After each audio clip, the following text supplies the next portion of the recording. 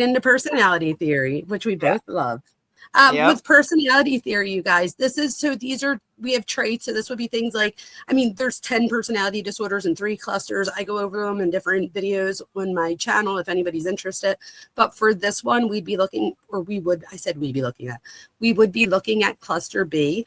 And we're talking about narcissistic. Oh, I don't know. Not paranoid is not cluster B, but narcissistic, histrionic, borderline, and antisocial are under cluster B. Paranoid is also a personality disorder. It's not under cluster B, however. Traits, this is what, yes, cluster C. So this would be, I think it's important for people to know that we have traits and that some of us, so when we do this, some of you might be like, oh, I do that. Or like, oh, my mom does that. It doesn't necessarily mean that the person has personality disorder, right? So we do see traits. So in order for it to be disordered, you guys, it has to interfere with 2 areas of daily functioning. And it's a pervasive thing that occurs over time. What else would you say about personality in general to like start us out that way before we get to Rodgers? I kind of already talked about it a little bit, as someone who this is where I specialize. A lot of my stuff is this 50-50 mentality. And really, it depends on what theory you believe in. And so to be safe, we kind of believe in the 50-50 where there is a genetic basis, but there is also this idea of an environmental thing. The other thing that I think it's important that people don't realize is that our personality do not do this 180 flip. It is a slow progression of building a personality rather than saying, oh, I used to be somebody else 10 years ago. You really weren't. We call it a maturation of traits. And so, for instance, I've always been extroverted, but my extroversion when I was 19 is dancing on tables and bars, having a good time. My kids probably don't appreciate that today. So my extroversionness looks a little bit different, but it doesn't mean I'm any less extroverted than when I was 19. That's such a great point.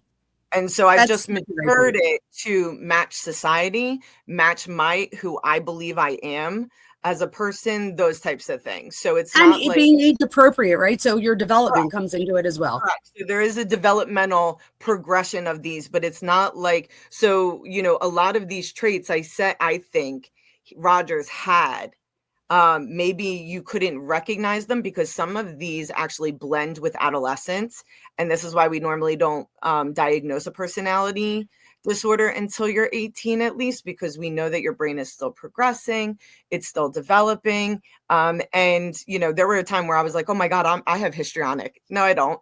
But it felt you histrionic, you're like the opposite of, I feel like. I was like, oh my God, I totally had histrionic. Well, I had a lot of trauma when I was a teenager. And I do not see you as I see you as like the opposite of the histrionic. Now, because I've worked on myself. Right.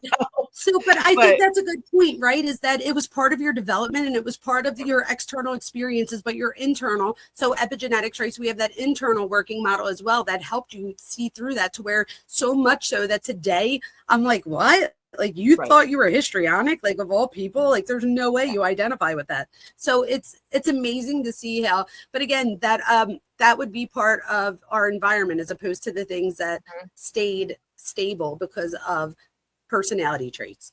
Yeah, that's a good point. Sarah says, yeah, go ahead. No, I agree.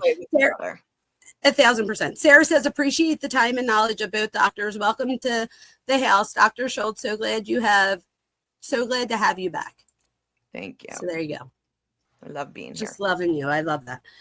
Okay. So with personality theory these were some of the traits that I saw in Elliot. So narcissistic was the first one I saw. And tell me, these are the ones I saw: narcissistic, paranoid, antisocial, and borderline. If you like borderline features, some of these I just see tendencies. But again, I do see narcissistic personality with him. Do you see narcissistic? I definitely see narcissistic. I definitely see a possibility of paranoid because of the fantasies that they built.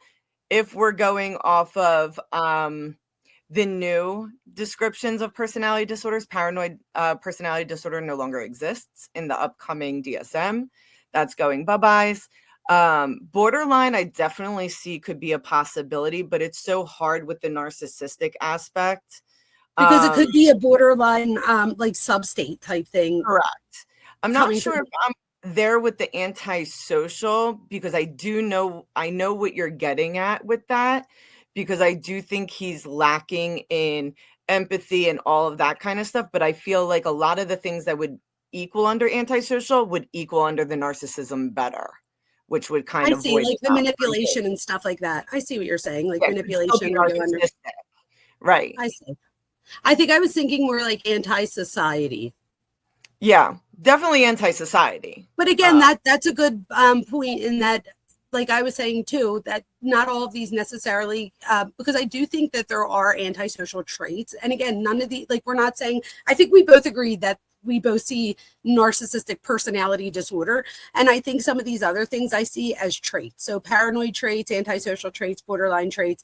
And again, it's hard to diagnose the difference between narcissistic and borderline features because we only know so much. So we only know from his manifesto, from what he published. So I think it is hard because we don't know if he's having like a borderline substate or, you know what I mean? So that's what you were trying to say too, right? Yeah, and then I think it even makes it more difficult that if he was alive and I was someone talking to him, if he's truly diagnosed with autism on some level, that will then also play into whether I believe these are here or not, on where on the spectrum he is.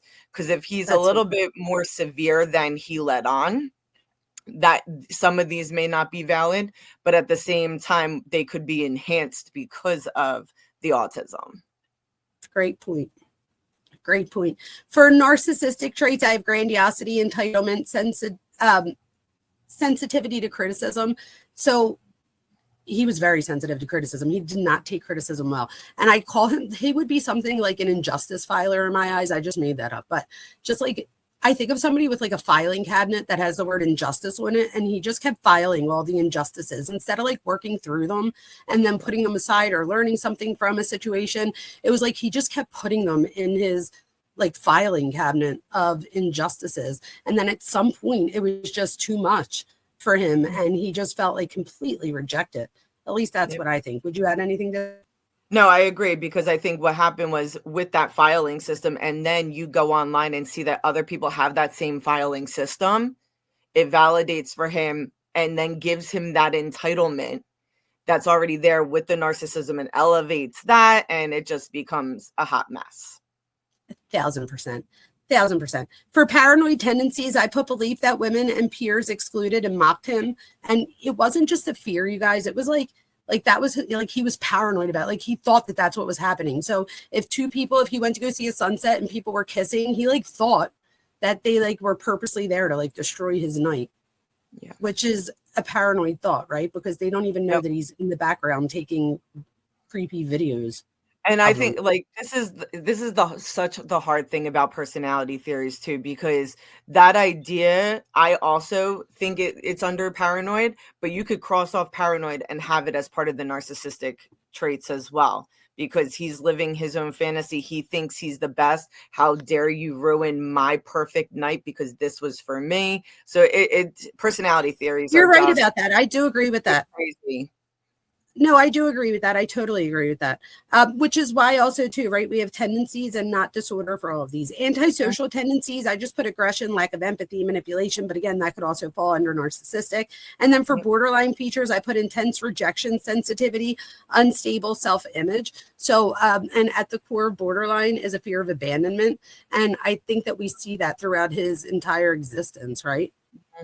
Like he thinks he's just going to be left and nobody's ever going to love him or, you know, want to date him. If we gave him an attachment disorder, we could then again get rid of borderline. So again, you just, you know, you would need so much more information.